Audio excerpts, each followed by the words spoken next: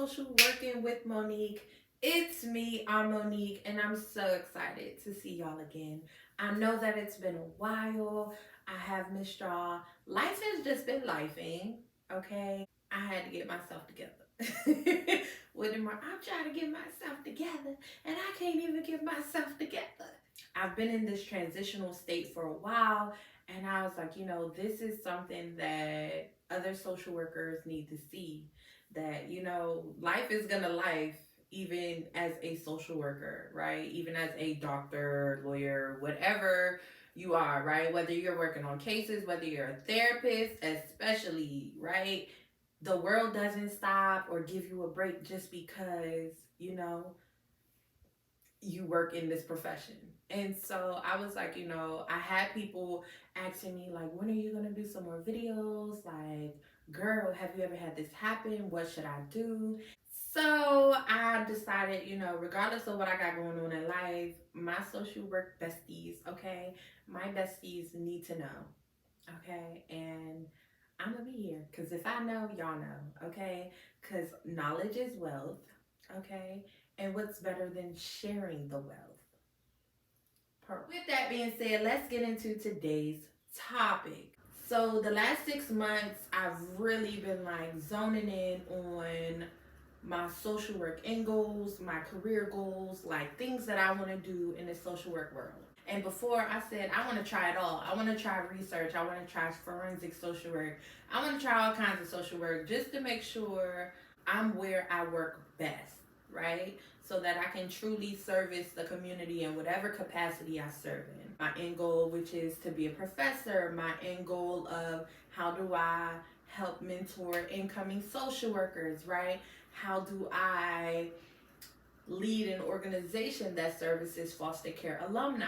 I'm already into this work, into this social work lifestyle. I'm already in this field. Um, so I really got to thinking, what is next? And no matter how many charts I do, how many comparisons I do, no matter how many conversations I have, I was still ending up at the same point. And that point is, it's time to go back to school. I already said, okay, well, I have my bachelor's, I have my master's. What's next? Do I stay on the social work track? Because then that means DR, okay? And the D stands for doctor, okay? With that being said, today's topic, a DSW versus a PhD. DSW stands for Doctorate in Social Work, and a PhD stands for Doctor of Philosophy, Social Work, right? So the DSW program trains students and emphasizes applied research, right? Advanced clinical theory, counseling techniques, and leadership skills. PhD program helps train students in research techniques that allow them to develop their own practices and theories. So with the DSW, you can go into nonprofit leadership, you can go into community organizing, right? You can do public policy. The benefits to a PhD are you can publish academic articles, right? You can become an undergraduate professor. You can conduct your actual research. So a DSW takes 2 to 3 years, and a PhD takes 3 to 5. Now, this is all depending on which university you go to. Are you full-time or part-time? How many classes you're going to take. So now that we know what the degree is, how long it takes to get one, what does the degree focus on? A DSW focuses on best practice and addresses the needs of a social issue. A PhD focuses on advanced research and theories while addressing social issues such as child welfare or poverty. There are so many different jobs that you could do between the two. And so with the DSW, you can be a mental health clinician, you could be a public policy analyst, you could be a child welfare advisor, nonprofit managing director. There are so many different opportunities, and every single one that I just listed was something that I've said actively, that's something I want to do in my career. That's where I want to go.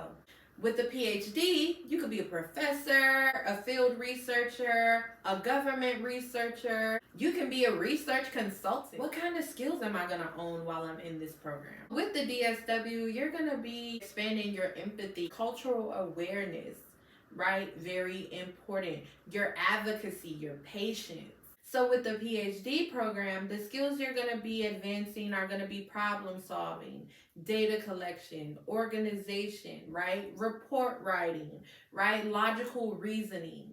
And I really sat and thought about it. And then one day I got a message from my homegirl. Shout out to her, Dr. White. My homegirl hit my phone and she was like, Morgan's starting a DSW program. And I was like, what? She was like, Morgan is starting their DSW program. So I went to morgan.edu and I searched it up. I sure did. And lo and behold, it said that they were starting their first ever DSW program. And it clicked. I was like, oh, I'm going to Morgan again. 3 times the charm. I looked up who's running the program. I was like, oh, I know this program is gonna be good. Sent the message. I was like, how you doing? My name is Monique. I'm a licensed social worker. I'm really interested in you all's DSW program. Can I sign up for the mailing list so that I can know when the application is live? Like, I'm really excited. And so then I got an email same day they said, baby, communication here. And she was like, hey, Monique, I've added you to the email list. Like, I'm so excited. Thank you so much for your interest. We hope that you'll do the application. Gave me the information of when the application will be live and really was communicating throughout the whole process. So I was like, okay, that's it. I'm getting a DSW and I'm going back to Morgan. The application went live June 1st, and so I'm going to be taking you guys through this application process. Make sure that you follow me on Instagram, JustMo2Es.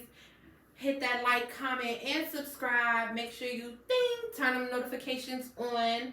I'm going to be back on your screen. I am going to be back with some bangers, okay? Bye, y'all.